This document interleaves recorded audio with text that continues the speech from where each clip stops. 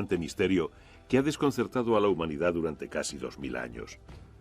La búsqueda de la tumba de Jesús de Nazaret es una historia de ejecuciones, resurrecciones, visiones, violencia y renovación. Trata de iglesias, jardines y cavernas secretas que pocos han visto. La preocupación sobre la tumba de Jesucristo tiene más que ver con la especulación inmobiliaria del siglo IV que con los acontecimientos históricos del siglo I.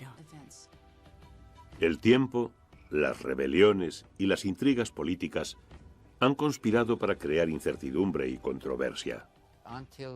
Hasta que se me demuestre lo contrario, voy a seguir pensando que a Jesucristo no se le enterró en absoluto.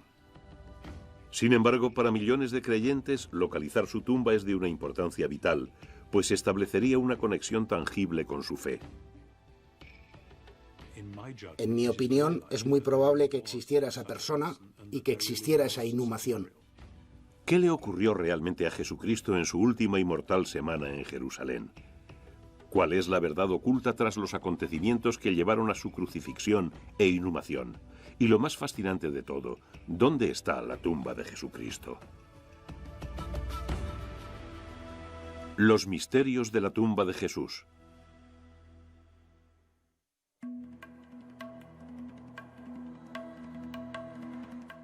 La oscuridad se apodera de la tierra. Los soldados romanos clavan brutalmente a Jesucristo en la cruz. Al cabo de 6 horas, expira. Rápidamente se deposita a Jesucristo en una tumba cercana, propiedad de José de Arimatea. Sus seguidoras volverán tras el sabbat para ungirle el cuerpo como Dios manda.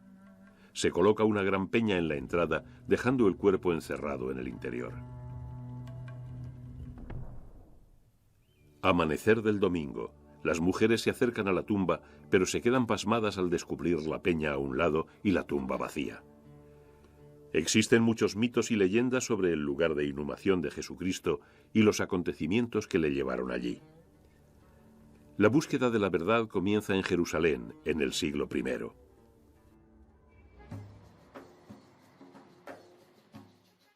Si vas a Jerusalén hoy en día, es un auténtico remolino de cosas que ocurren al mismo tiempo, con diferentes grupos de gente con intereses diversos tratando de abordarte por la calle y especialmente durante las fiestas. Hay mucha tensión política, mucha presencia militar y todo lo demás, aunque irónicamente eso nos permite comprender mejor lo que ocurría hace 2000 años. Basta con cambiar las caras y las etiquetas y te encuentras con una situación muy similar.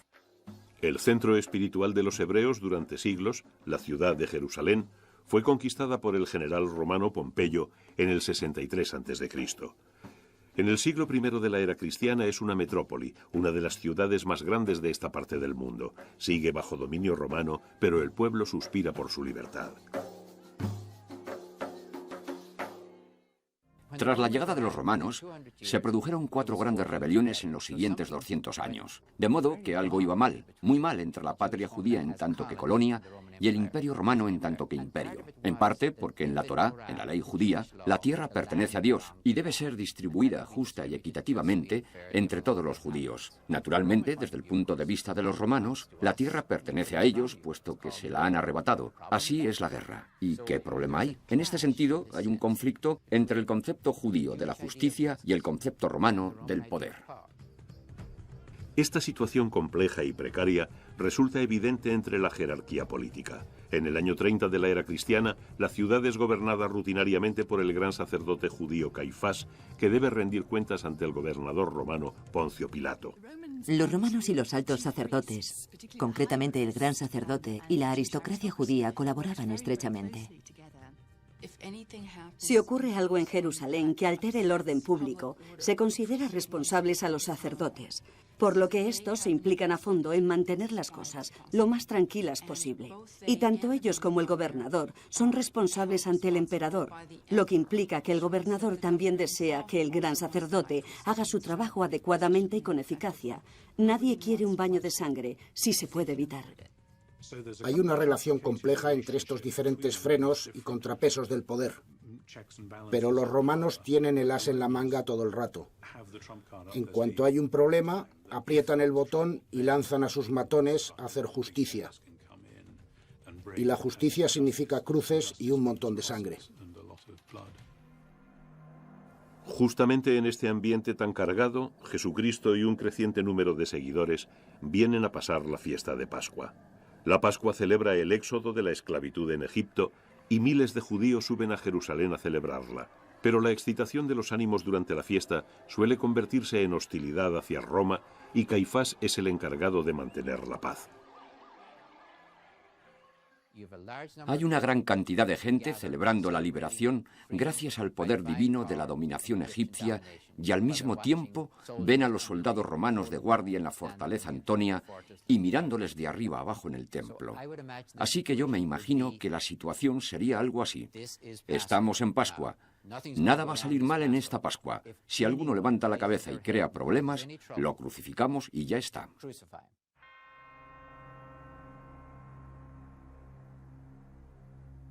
Muchos judíos desean desesperadamente independizarse de Roma. Desde hace generaciones ruegan porque les llegue un Mesías, un ungido, para liberarles de sus opresores. Supuestos Mesías ganan adeptos, pero ninguno les libera de los romanos. Una antigua profecía afirma que el verdadero Mesías entrará humildemente en la ciudad a lomos de un burro. Y los evangelios del Nuevo Testamento, los de Mateo, Marcos, Lucas y Juan, coinciden en que esto es exactamente lo que hace Jesucristo. Llegaban muchos peregrinos para rezar y conmemorar, hacer sacrificios y pagar en el templo por los sacrificios. Ese momento y ese punto de entrada eran muy significativos. La puerta dorada, la entrada oriental, era la entrada del supuesto futuro Mesías. La entrada triunfal narrada en Juan y Marcos describe a Jesucristo acompañado por la ciudad, por peregrinos en éxtasis comentando la llegada del Mesías y del reino de Dios. Es un gran momento cumbre de los evangelios. Que aparezca cualquiera pretendiendo ser un Mesías, eso ya es un acontecimiento político y religioso para los judíos. Pero puesto que el César es divino, también es una amenaza religiosa para el César. Cuando Jesucristo habla sobre el reino de Dios, está comentando en cierto sentido el aspecto que tendría el mundo si Dios se sentara en el trono del César. Y ese tipo de comentarios al César le ponen de los nervios. Sé que Jesucristo sabía que lo que estaba haciendo era peligroso. Si conocía su tradición, y estoy completamente convencido de que la conocía, sabía que la descripción que hace Job de los profetas no es muy agradable. La reputación de los profetas era la de tener vidas cortas y muertes asquerosas. Eso como mínimo. Con esta entrada tan en olor de multitudes y con su primer gesto simbólico en Jerusalén, Jesucristo declara que la antigua profecía mesiánica se está cumpliendo. Las autoridades religiosas y políticas se enrabietan. Jesucristo no debe vivir para ver otra Pascua.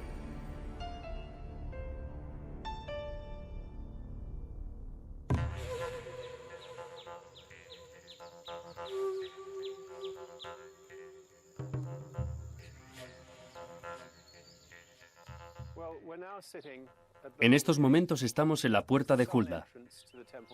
Es la entrada meridional de la colina del templo.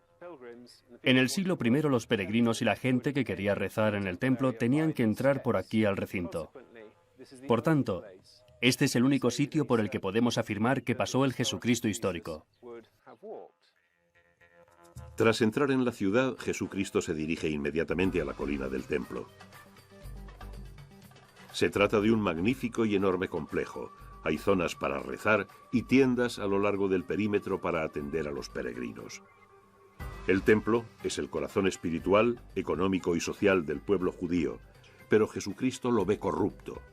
Lo convierte en el blanco de su segundo gesto simbólico. Quiero decir que el templo era la base del poder económico, político y religioso de los altos sacerdotes y en concreto del gran sacerdote.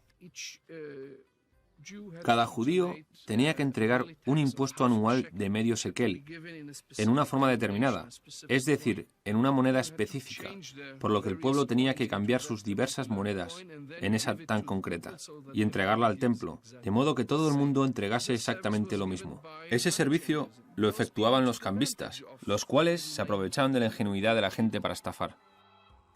Lo que hace en el templo, tirando las mesas de los cambistas, parece en realidad una representación teatral de una parábola que afirma que todo el sistema está corrompido y que se acerca el juicio de Dios.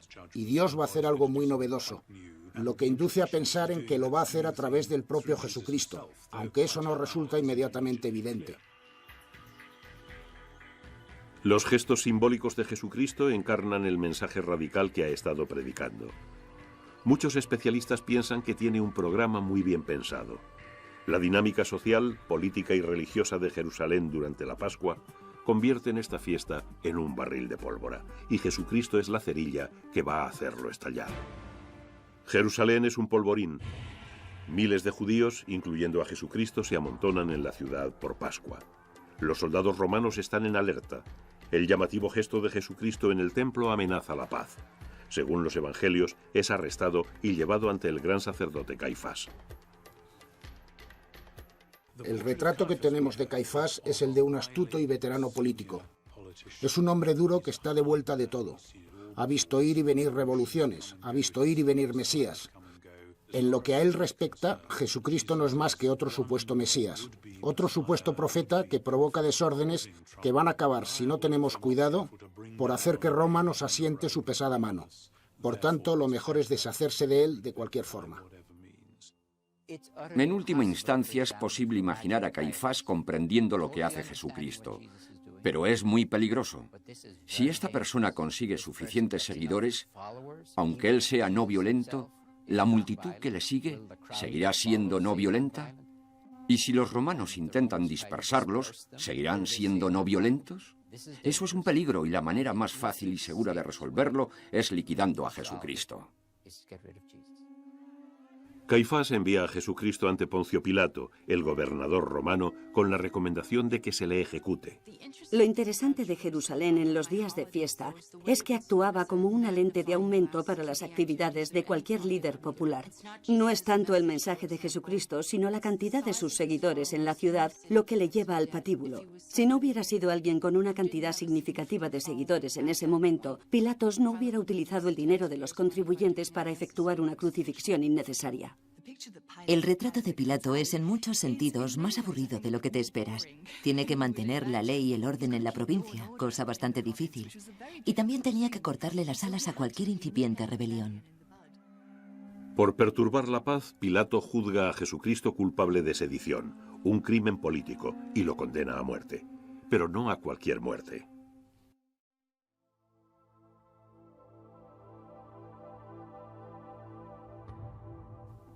Para Roma era más interesante matar a cualquiera que afirmara ser un Mesías o que tuviera un grupo de seguidores afirmando que él era el Mesías mediante la crucifixión que en alguna oscura esquina, sin más historias. Desde hacía bastantes años antes de la época de Jesucristo, la crucifixión era uno de los símbolos clave del mundo romano, porque los romanos se dedicaban mucho a crucificar a la gente. No eran los únicos que crucificaban, pero sí que los romanos lo hacían a menudo. La crucifixión era todo un punto. A nadie se le crucifica en mitad de ninguna parte. Tiene que ser un espectáculo porque el objetivo de la crucifixión es controlar a las masas, desanimarlas de que emprendan una actividad política. Es una manera de decir, no hagas lo que hizo este o acabarás como él. Era una especie de aniquilación casi metafísica. No queda nada que pueda ser enterrado. Y no tendrás una tumba en donde tu familia pueda venir a recordarte. Tampoco serás enterrado junto a tus antepasados y descendientes. Te destruiremos, te aniquilaremos, ni siquiera te enterraremos. Jesucristo y dos más son sacados fuera del recinto de la ciudad, clavados en la cruz y abandonados para morir. El lugar es el Gólgota, o lugar de la calavera. Se sabe que algunos crucificados duraron vivos varios días en la cruz, pero Jesucristo muere al cabo de 6 horas. Se echa la tarde encima del lugar de la calavera y con ella llegará el Sabbat.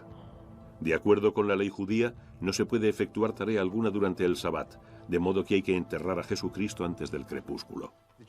La tradición judía desde el principio, y casi sin excepciones, da una gran importancia a la inhumación. Eso es algo que hay que tener en cuenta. Otra cosa que hay que tener en mente es la rapidez de la inhumación, que también parece ser extremadamente importante. Una de las pocas referencias que existen en la Biblia hebrea a propósito de la inhumación Es una narración que subraya la importancia de que sea rápida. Eso se encuentra en la literatura rabínica, y el hecho de que el Nuevo Testamento lo subraye lo hace plausible. La inhumación en el mismo día era reglamentariamente correcta. Incluso en el caso de un criminal, está prohibido dejar su cuerpo en la cuerda o en la cruz, o en el lugar de la ejecución.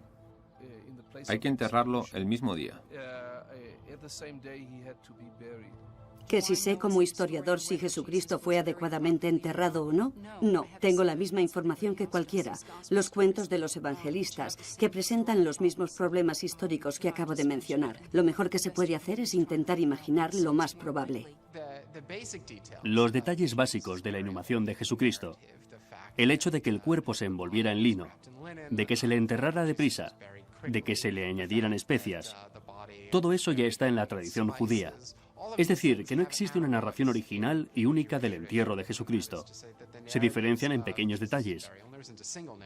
Pero los detalles básicos, tal y como aparecen en los 4 relatos, encajan plausiblemente con un contexto judío.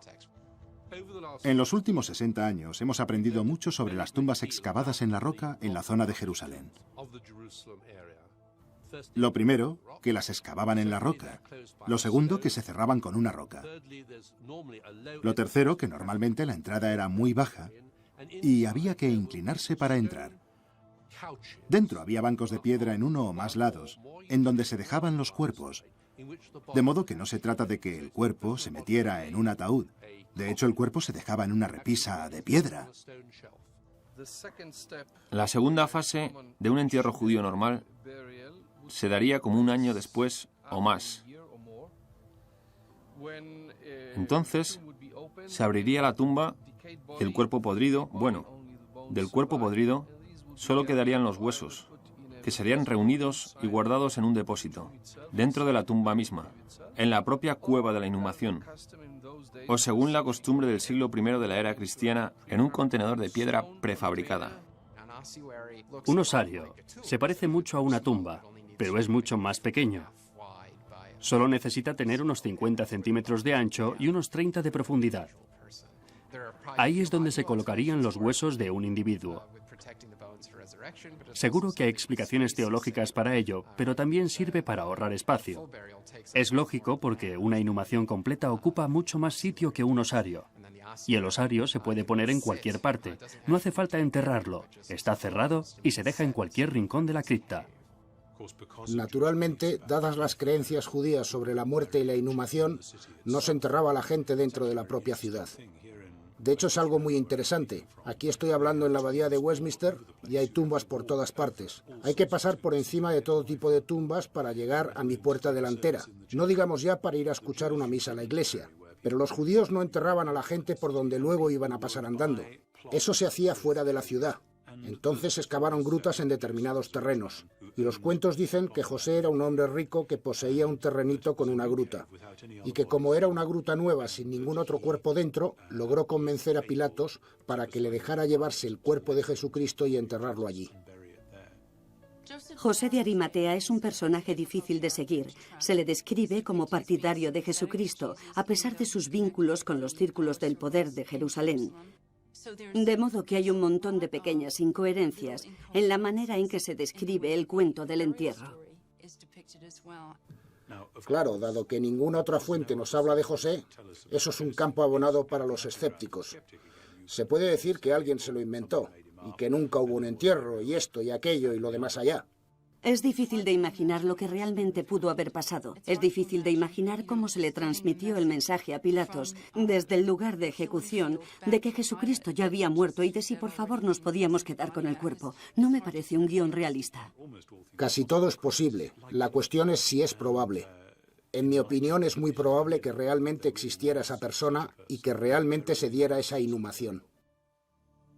Jesucristo es rápidamente envuelto en lino y colocado en la tumba de José.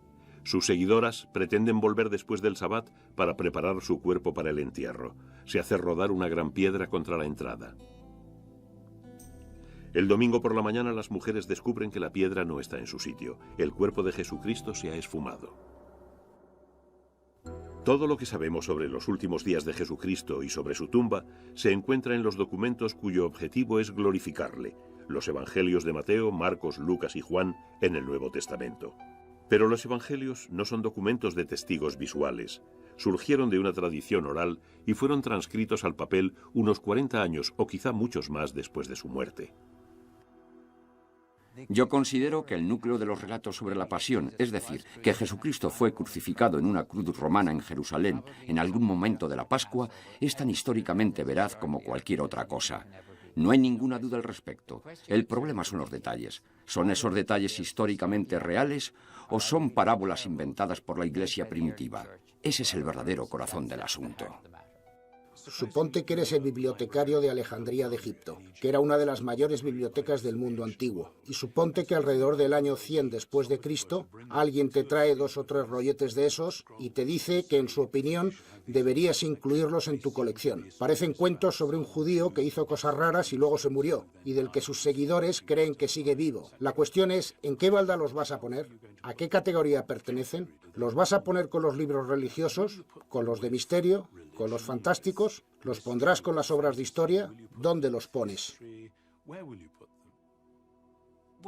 Lo que nosotros consideramos historias no existen mucho antes del Renacimiento.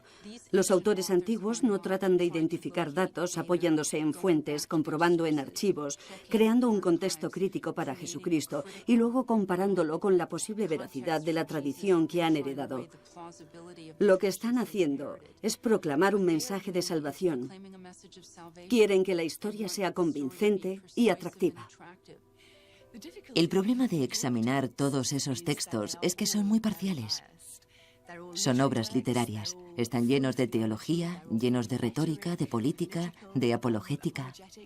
Es absolutamente necesario, totalmente, completamente, absolutamente necesario considerar a Mateo, Marcos, Lucas y Juan como literatura del siglo I. De otro modo, empezamos inmediatamente a equivocarnos.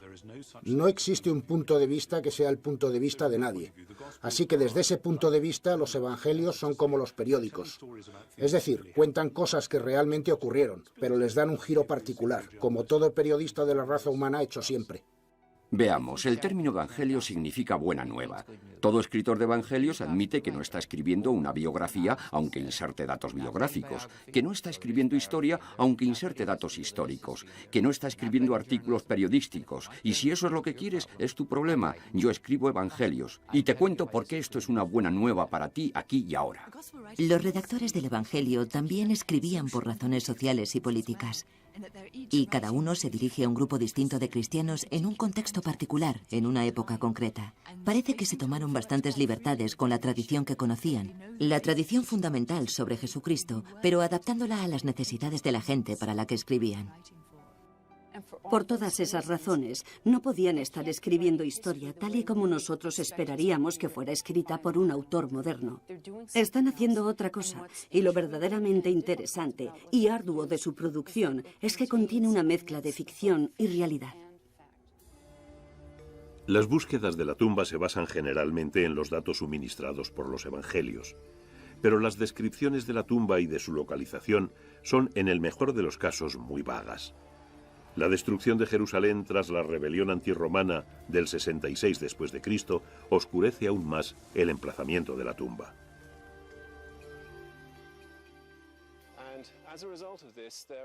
En consecuencia, hay muchas teorías en cuanto al lugar de la inhumación.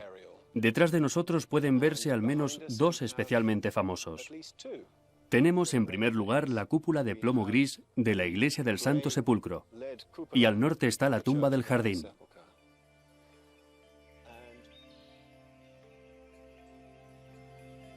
¿Será alguno de estos lugares el emplazamiento de la tumba de Jesucristo? ¿O existe alguna otra posibilidad más polémica?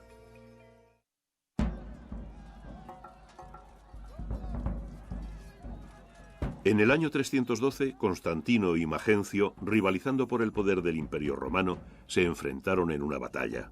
La leyenda afirma que Constantino alzó sus ojos al cielo y vio una cruz en llamas con una inscripción que decía: «Con este signo vencerás». Constantino derrota a su enemigo y se hace con el poder absoluto. Se convierte al cristianismo, la fe a la que atribuye su victoria. Desde los tiempos de Nerón, los cristianos habían sufrido una serie de persecuciones por ser antirreligiosos y antipatriotas. Se les castiga de diversas maneras, pero fundamentalmente se les mata por diversión en los anfiteatros. La conversión de Constantino acaba con las persecuciones, convierte el cristianismo en religión estatal y promete encontrar el lugar en donde todo empezó, el sitio de la inhumación y de la resurrección. La preocupación por localizar la tumba de Jesucristo tiene más que ver con la especulación inmobiliaria en el siglo IV después de Cristo que con los acontecimientos históricos del siglo I. Constantino se convierte en 312 y su madre se marcha a Tierra Santa a hacer una gira por los lugares sagrados de los cristianos. Jerusalén se había convertido en un gran centro de peregrinación y la decisión de crear uno de estos centros era responsabilidad de las autoridades. Por lo tanto, les venía de perlas un lugar de inhumación preciso, en donde los peregrinos pudieran rezar. Entre el 325 y el 328 después de Cristo, Helena, la madre de Constantino, visita Jerusalén. Una de las leyendas sobre su peregrinación cuenta cómo encontró la Vera Cruz. Otra afirma que encontró el lugar del entierro y la resurrección. Los especialistas rechazan estas leyendas, pero creen que ciertos datos sobre la localización del Gólgota pudieron haber sobrevivido en las tradiciones orales internas del cristianismo, datos que llevaron a Constantino a cavar en un lugar concreto dentro de los muros de la ciudad. Ese lugar había sido en un primer momento una cantera. Hay que imaginar una cantera en desuso, con un montón de piedras por labrar en el centro, como se suele ver en las canteras abandonadas. Alrededor del borde de la cantera estaría el muro de la cantera. En el centro un jardincillo. Y en el muro, algunos devotos judíos habrían excavado tumbas para ellos mismos. Y luego, ante su gran sorpresa, eso es lo que cuenta en griego Eusebio, el gran comentarista, en su narración sobre el descubrimiento de la tumba, más allá de toda esperanza, más allá de toda previsión, fue revelado el lugar de nuestra salvación. No hay ninguna duda sobre lo que esto significa. Significa el lugar en el que se dio la resurrección, y Eusebio no se extiende al respecto.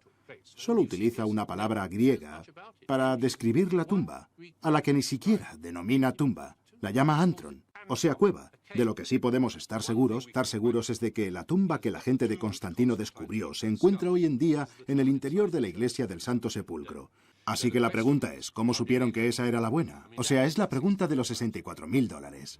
Los especialistas creen hoy en día que los enviados de Constantino descubrieron una serie de tumbas judías del siglo I excavadas en la roca. Pongámoslo más difícil. ¿En qué se basaron para elegir? Nadie en absoluto lo sabe. Creo que no debemos perder de vista que el emperador dijo que tenía que hacerse así, o que el obispo de Jerusalén quiso realzar el prestigio de su ciudad y tenía muchas ganas de encontrar la tumba.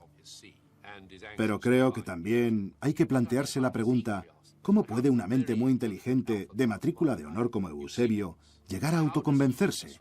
¿Fue solo porque el emperador dijo que haya una tumba? A mí me parece que desde el siglo I el lugar de la crucifixión pudo quedar olvidado durante siglos, pero cuando el emperador o la madre del emperador llega y dice que quieren construir una magnífica basílica sobre el emplazamiento de la tumba, no vas y le replicas, perdone Alteza, pero es que no sabemos dónde fue. Por supuesto, vas a decir algo. Creo que lo más probable es que hubiera grafitis o inscripciones grabadas en la roca por fuera, o quizá incluso por dentro de la tumba. El tipo de inscripciones que se suelen encontrar normalmente en las primitivas tumbas cristianas. En este caso habría algo parecido a la gran frase griega, Cristo se ha alzado, o Jesucristo está aquí. Por razones desconocidas, los agentes de Constantino señalan una tumba como objeto de veneración. En ese momento lo que ocurrió fue que sus ingenieros cortaron y se deshicieron de todo el muro, dejando un simple cubo de piedra que contenía la tumba identificada como la de Jesucristo. El cubo exento es entonces convertido en sepulcro y rodeado por un edículo, palabra de origen latino que significa pequeño edificio. Constantino ordena que se construya un majestuoso complejo eclesial en ese lugar y en el 336 después de Cristo la iglesia del Santo Sepulcro queda consagrada. Una gran rotonda protege el edículo y en el patio adyacente la roca del Gólgota se deja en su lugar con una réplica de la cruz plantada en la cima. La iglesia permanece intacta durante 7 siglos hasta los desastrosos acontecimientos de 1009. El califa fatimí de Egipto, Al-Hakim, en mi opinión, simplemente se volvió loco y ordenó la destrucción de todas las iglesias cristianas de sus dominios, y muy particularmente la destrucción de la iglesia del Santo Sepulcro de Jerusalén. De hecho, se supone que sus ingenieros quitaron el cubo.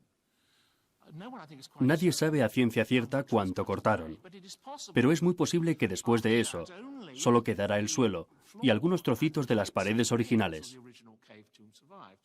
Jerusalén fue conquistada muchas veces a lo largo de su larga y sangrienta historia. Los musulmanes tomaron la ciudad en 638 después de Cristo, pero los cristianos aún pudieron seguir con sus peregrinaciones. Más tarde, bajo el gobierno de los turcos selyúcidas, esas visitas fueron prohibidas. En consecuencia, en 1095, el Papa Urbano II inicia la primera cruzada, cuyo objetivo es reconquistar los lugares sagrados cristianos, y el principal de ellos es la tumba de Jesucristo.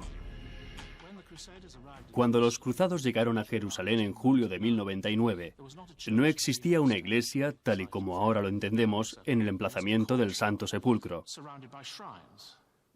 Había un patio rodeado de sepulcros. En menos de 50 años, los cruzados lograron uno de los conceptos arquitectónicos más asombrosos de la historia, porque decidieron juntar bajo el mismo techo el lugar de la muerte de Jesucristo y el de su resurrección. Los cruzados reconstruyeron el edículo y supervisaron la construcción de una gigantesca basílica en el solar del complejo de Constantino. La reconstrucción de la iglesia del Santo Sepulcro se terminó en 1169. En la entrada se encuentra la piedra del ungido, en donde se cree que Jesucristo fue depositado tras ser descendido de la cruz. A la derecha, 18 escalones conducen a la capilla del Gólgota y al altar de la cruz.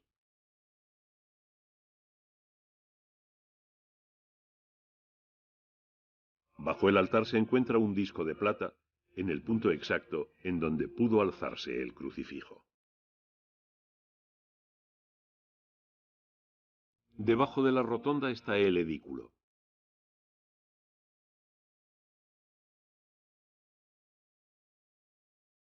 Al entrar, nos encontramos con la capilla del Ángel y con el altar de la piedra rodante. Más adelante está la cámara de la tumba, que contiene la piedra funeraria en donde se cree que descansó el cuerpo de Jesucristo.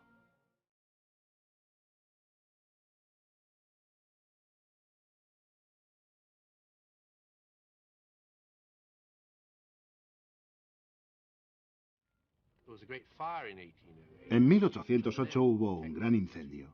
La estructura que protege la tumba quedó dañada por el fuego y hubo que cambiar una gran parte de ella. Un fraile griego anotó con gran detalle todo lo que vio. De estas notas se deduce claramente que las paredes de piedra labrada de la tumba tenían unos 4 codos de altura. Ahora bien, si sobrevivieron a lo de 1809, cuando este fraile griego hizo sus anotaciones, indudablemente es porque habían sobrevivido a la destrucción de 1009, 8 siglos antes.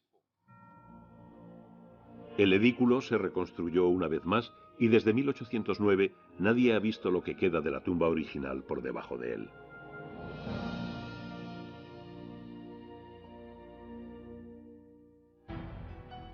Durante casi 1000 años la iglesia del Santo Sepulcro se mantuvo erguida y orgullosa.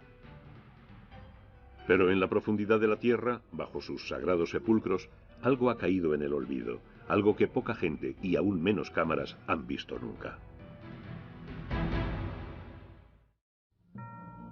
La iglesia del Santo Sepulcro se construyó sobre lo que Constantino el Grande creía que era el lugar de la crucifixión y de la resurrección. En el nivel inferior se encuentra la capilla de Santa Elena. Lo más notable de esta antigua capilla es lo que se halla detrás de esta puerta moderna. Síganme. Este estrecho pasillo conduce a una serie de enormes cavernas. Las paredes de piedra atestiguan claramente que este lugar se empleó antiguamente como cantera. No supimos que todo esto existía hasta hace 25 años, cuando el Santo Sepulcro fue restaurado y se abrió toda esta zona.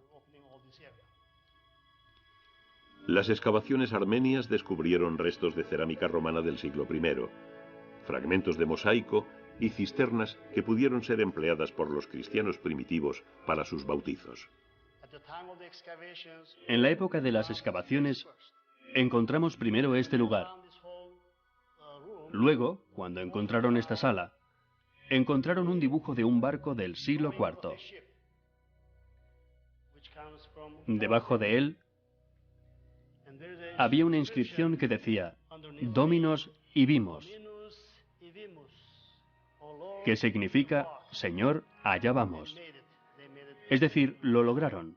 Lograron llegar hasta Jerusalén como peregrinos. Luego, bajando más hacia los cimientos, encontramos unos cuantos lugares más. El descubrimiento de estas cavernas, jamás vistas por el público, confirma que Constantino construyó su complejo sobre una cantera abandonada. En tiempos de Jesucristo, las canteras a menudo se utilizaban como lugares de ejecución porque se encontraban fuera de los muros de las ciudades. Pero la iglesia del Santo Sepulcro está claramente dentro de la ciudad. ¿Quiere esto decir que Constantino se equivocó al localizar la tumba? Claro que hay otro sitio en Jerusalén del que mucha gente cree que puede ser la tumba de Jesucristo. Es lo que llamamos la tumba del jardín, saliendo de la puerta del norte por la carretera de Damasco. Desde luego, está fuera de la ciudad actual. Existía un lugar fuera de los muros de la ciudad, una crucifixión debe llevarse a cabo fuera de la ciudad, que se parecía a una calavera, dado que la Biblia designa el sitio de la crucifixión como Gólgota, o sea, lugar de la calavera. Eso les llevó a pensar que pudo haber sido este sitio. Pero en el 950 a.C., el rey Salomón utilizó gran parte del lugar para la construcción del templo. Cuando llegaron a donde se distingue la forma del cráneo, dejaron de excavar, porque a partir de ahí la piedra era caliza y no servía para construir el templo. Pero desde ese momento, 950 a.C. hasta 1956, en que se construyó una estación de autobuses, nada se construyó en ese terreno. Creemos que no se construyó nada porque tradicionalmente se dice que es un antiguo lugar judío para ejecuciones. En realidad por la zona se le conoce como Bet Jesakila, o sea, el sitio de las lapidaciones. Una tumba excavada en la roca apareció en 1867. Nadie le presta la menor atención durante unos 16 años. Hasta que en 1883 el general Charles Gordon, famoso militar británico y hombre devoto, le hace una visita. Vino a esta zona de Jerusalén y sentándose en un balcón, en el extremo septentrional de la ciudad, echó un vistazo panorámico a la zona que hoy es la tumba del jardín y creyó ver la silueta de una calavera en la superficie de la roca. Entonces comentó que ese podía ser el emplazamiento de la tumba de José de Arimatea y por lo tanto la tumba de Jesucristo. La autoridad de semejante personaje abre el camino para la compra del terreno en 1894 por parte de la Asociación Inglesa del Jardín de la Tumba, una fundación de caridad que reúne varias organizaciones protestantes. El jardín se excava finalmente en 1892 por el arqueólogo Conrad Schick. Lo que descubre es notablemente similar a la descripción que hace la Biblia de la tumba de Jesucristo.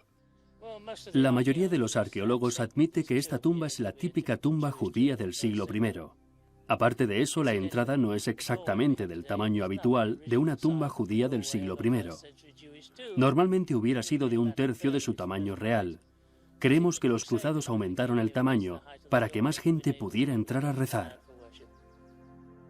Por debajo de la entrada hay una huella de unos 40 centímetros que sugiere que se hizo rodar una piedra para sellar la entrada de la tumba. El interior de la tumba mide 4,26 metros de ancho, tiene una profundidad de 3,5 metros y una altura de unos 2,5 metros. A la entrada se encuentra la sala de los lloros, donde la gente venía a lamentarse. Más hacia adentro está el estante excavado en la piedra, en el que se dice que se depositó el cuerpo de Jesucristo. Es llamativo que en la pared del fondo de la tumba se distingue una cruz pintada con pintura roja, pero es una cruz bizantina. Es una prueba de que los cristianos de los primeros siglos se interesaban especialmente por esta tumba. En los años siguientes, el terreno circundante se convierte en un jardín. La Biblia dice que alrededor de la cruz había un jardín y en el jardín una tumba. Ahora bien, hay dos elementos en este jardín que sugieren poderosamente que se trataba de un jardín del siglo I. El primero es un sistema de riego muy antiguo. Es el tercer mayor sistema de riego de toda Jerusalén. Es demasiado grande para que solo se usara por razones domésticas, pero hubiera sido adecuado para un jardín. Luego, en 1926, los arqueólogos descubrieron un antiguo lagar precristiano, pero un antiguo lagar asociado con tanta agua sugiere un jardín del siglo I. Es posible que hubiera una viña. Pudo haber sido la viña de José, pero no hay manera de estar seguros. Los cristianos empezaron a peregrinar al jardín de la tumba. En la época actual recibe 250.000 visitantes anuales. En su mayor parte, son peregrinos cristianos que quieren recordar los fundamentos de su fe cristiana. Creo que ha llegado a haber gente de hasta 40 o 50 naciones o grupos lingüísticos reunida en este lugar. El jardín de la tumba es el auténtico lugar al que hay que llevar a la gente para enseñarles el aspecto de una tumba del siglo I, según se describe en el Evangelio de San Marcos. Aquí se puede ver cómo eran. Yo visité el jardín de la tumba en 2 o 3 ocasiones. De hecho, tengo algunos amigos ingleses que suelen ir allí a trabajar como voluntarios. Es muy bonito, es muy interesante, está muy bien arreglado. Es la típica tumba que nos encantaría que hubiera tenido Jesucristo. Está en un jardín, es tranquila, silenciosa. Puedes ir y casi sentir que está ocurriendo algo en tu presencia. A mí me parece que lo del jardín de la tumba es el último grito. No creo que ese lugar tenga una gran antigüedad, ni se sostenga sobre una gran tradición.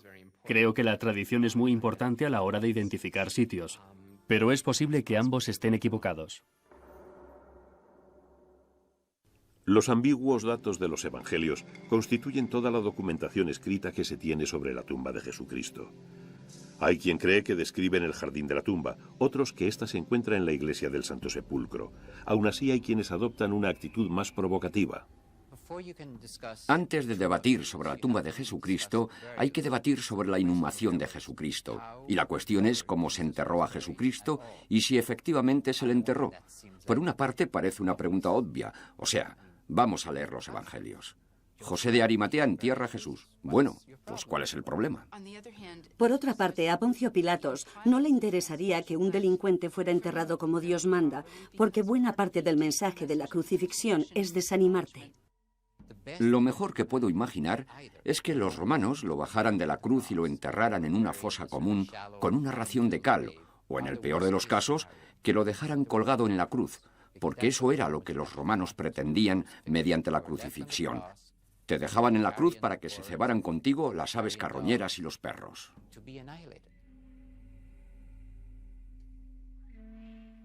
Encaja muy bien con la sensibilidad judía el que una fiesta de primera importancia, como es el sábado, se dijera que no podían dejar que eso les ocurriera a esos cuerpos. Es que es el sábado, es un día sagrado, así que tenemos que bajar esos cuerpos. Es una historia extraña, y siempre es posible que alguien diga que es tan extraña que es irreal. Tan posible como que alguien diga que es tan extraña que por eso es real. Hasta que se me demuestre lo contrario, debo pensar que Jesucristo no fue enterrado de ninguna manera que nosotros podamos reconocer como tal. Ahora bien, si alguien me dice que Jesucristo fue abandonado en la cruz durante tanto tiempo como para que no hubiera nada que enterrar, yo contestaría que sí, que eso es muy posible, que eso le ocurrió a muchísima gente. Pero todas las pruebas demuestran que dado que fue una persona muy distinta a lo largo de toda su vida, igualmente en su muerte tuvieron que ocurrir cosas muy diferentes. El debate sobre la veracidad del cuento de la inhumación continúa. Se han emitido algunas teorías polémicas como la de que Jesucristo sobrevivió a la crucifixión y murió de muerte natural algunos años más tarde. Por tanto, ¿dónde está la tumba de Jesucristo? El jardín de la tumba encaja con la descripción de los evangelios y el hecho de estar sobre una cantera fuera de los muros de la ciudad encaja con el que fuera un lugar para las crucifixiones. ¿Pero ocurrió ahí? Bueno, yo creo que el jardín de la tumba es muy bonito. Tiene un aspecto precioso. Atrae a la gente a quien no le gusta la iglesia del Santo Sepulcro. Pero eso no lo convierte en auténtico. Es el típico sitio que estimula la imaginación de la gente, que estimula sus sentimientos religiosos. Por eso comprendo por qué a la gente le gusta que esa tumba en concreto sea la tumba de Jesucristo, pero yo no creo que lo sea. Yo, personalmente, no creo que haya ninguna prueba arqueológica o histórica que demuestre que esa es la auténtica tumba. Ahora se discute sobre la edad de esa tumba. Mucha gente afirma que es una tumba de la segunda época del templo y que por lo tanto pudo ser la tumba de José de Arimatea. Pero los arqueólogos israelíes la fechan mucho antes. Desde luego que hay un emplazamiento funerario, pero todas las características relativas al labrado de la piedra señalan hacia una época tardía de la Edad de Hierro. Así que desde un punto de vista especializado, esto no encaja en absoluto con el lugar de inhumación de Jesucristo. Creo que me gustaría subrayar que estamos aquí para que la gente reflexione sobre la muerte, la inhumación y la resurrección de Jesucristo. Por eso creemos que está ahí. Constantino declaró que la iglesia del Santo Sepulcro era el auténtico emplazamiento de la tumba de Jesucristo, pero esa conclusión se basaba en una leyenda local. En la iglesia del Santo Sepulcro notas una sensación de poder, de misterio y de espanto, que en mi opinión es más auténtica que todo lo que han dicho los evangelios. Si existe la menor posibilidad de vincular un lugar actual con la tumba de Jesucristo, yo preferiría que fuera el Santo Sepulcro. Toda ciudad, pero sobre todo Jerusalén, es una entidad dinámica. No paraba de crecer y al extenderse, en algún momento dado, tuvo que llegar hasta el cementerio, por lo que éste tuvo que ser trasladado para que la gente pudiera seguir extendiendo la ciudad. Esto al menos nos da una indicación de que hubo tumbas relativamente cerca de la ciudad. En cuanto se agregaron más casas, hubo que separar a los muertos de los vivos. La iglesia del Santo Sepulcro se encuentra actualmente dentro de los límites de la colonia romana. El gobernante judío Herodes Agripa extendió la ciudad hacia el noroeste por encima del emplazamiento de la tumba. La tumba quedó entonces dentro de la ciudad. Había estado fuera, pero a la altura de 41 o 44 después de Cristo ya estaba dentro. La ventaja del Santo Sepulcro es que no está muy lejos del Calvario. Creo que muy posiblemente el emplazamiento de la tumba de Jesucristo fue ignorado o se olvidó. Quiero decir, ¿por qué iba nadie a venerar la tumba de alguien de quien estaban seguros que había resucitado de entre los muertos? Creo que hay bastantes pruebas a favor de la iglesia del Santo Sepulcro. No creo que haya que ir a buscar otros sitios. Ese es el que está relacionado con la tradición más poderosa.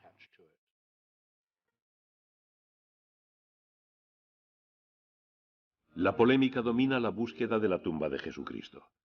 Es posible que los teólogos afirmen que el lugar en sí mismo no es importante, que es la fe lo que cuenta. Pero para muchos, el emplazamiento tiene una importancia inmensa. Es el lugar en donde la historia dio un giro decisivo, en donde se reveló de repente el sentido de la vida, del mundo y de Dios. Tocar el suelo, besar la piedra, entrar en la tumba, permite a la gente forjarse un vínculo tangible con su espiritualidad. Pero al cabo de 2000 años no existe prueba alguna en cuanto a la existencia o localización de la tumba de Jesucristo. En última instancia, la resolución del misterio es una expresión de la fe.